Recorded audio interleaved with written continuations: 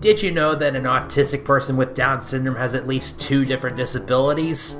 Hey people, I'm doing a comparison between autism and Down syndrome, which people may think are similar. For example, the stereotype that the faces are alike between autism and Down syndrome, which ain't the case because they are actually more distinct than you may think.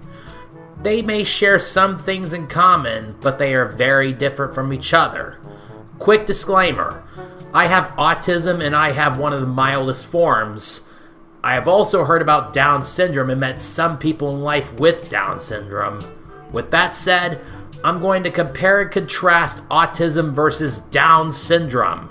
With that said, let's start off with the similarities. Autism and Down syndrome are both developmental disabilities which typically appear at birth. Due to the fact that they are developmental disabilities, the person will have to live their entire life with autism or Down syndrome, or both, assuming the person has both autism and Down syndrome, so that is to say, both autism and Down syndrome are incurable.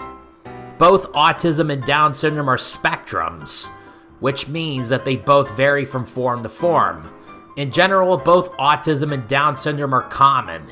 In terms of gender ratio, both autism and Down syndrome are generally more common in males. Both autism and Down syndrome can be symptomatic to speech delays, difficulties communicating, and repetitive behaviors.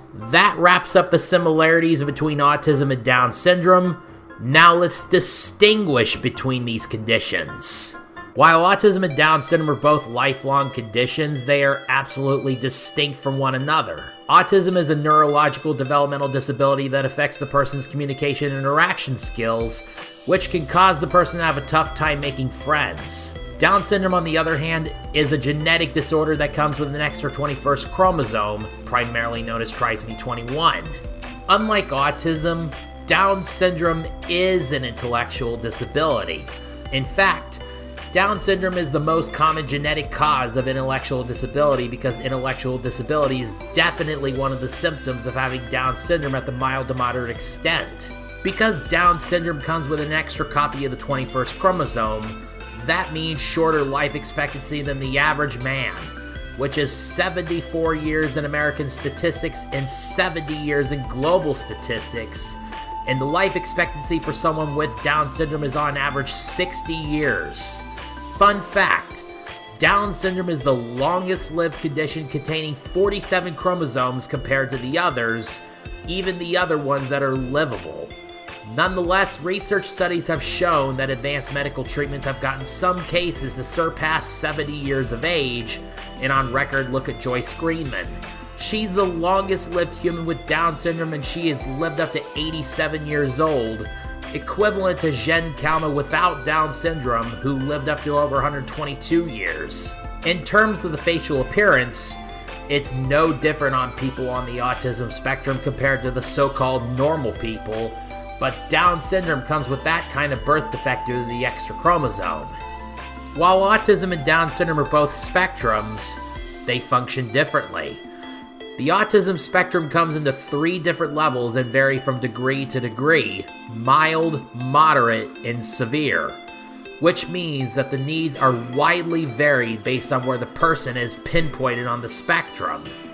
Down syndrome, on the other hand, is a spectrum that comes into different types: trisomy 21, translocation, and mosaic. Trisomy 21 is the most common type of Down syndrome. Translocation is a form of Down syndrome that involves the extra chromosome attached to another chromosome, and mosaic Down syndrome is the least severe form of Down syndrome due to it having at least some normal cells, which consists of 46 chromosomes. When it comes to social cues, people with Down syndrome have the strength compared to the people with autism, typically. Autism is a disability that impairs the ability to communicate and interact, thus having an impairment in understanding social cues. Truth is, people with Down syndrome are quote-unquote allistic because autism and Down syndrome are 2 separate conditions.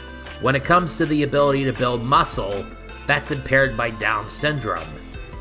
Having an extra chromosome comes with physical defects once again. In addition to the facial appearance, Down syndrome also comes with poor muscle tone, which means that Down syndromic people can struggle with building muscle.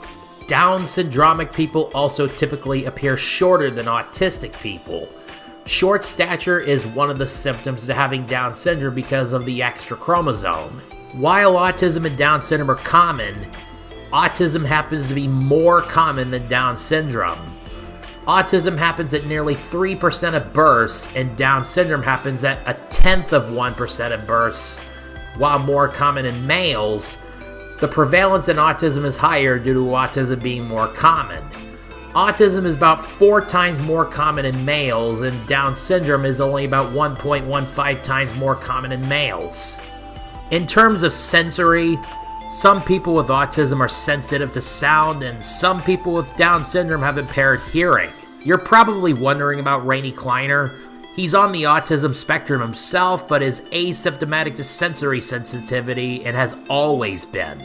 Very true that not everyone with autism are sensitive to sound due to the fact that autism is a spectrum as addressed earlier.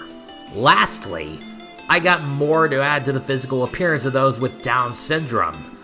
In addition to the facial defects and short stature, people with Down syndrome also have smaller ears, smaller hands, smaller fingers, smaller feet, and a shorter neck, which people with autism clearly lack unless if the autistic person also has Down syndrome. Then that person in which instance would have at least 2 different conditions, since autism alone is not even a disorder like Down syndrome is. That's the end of the video.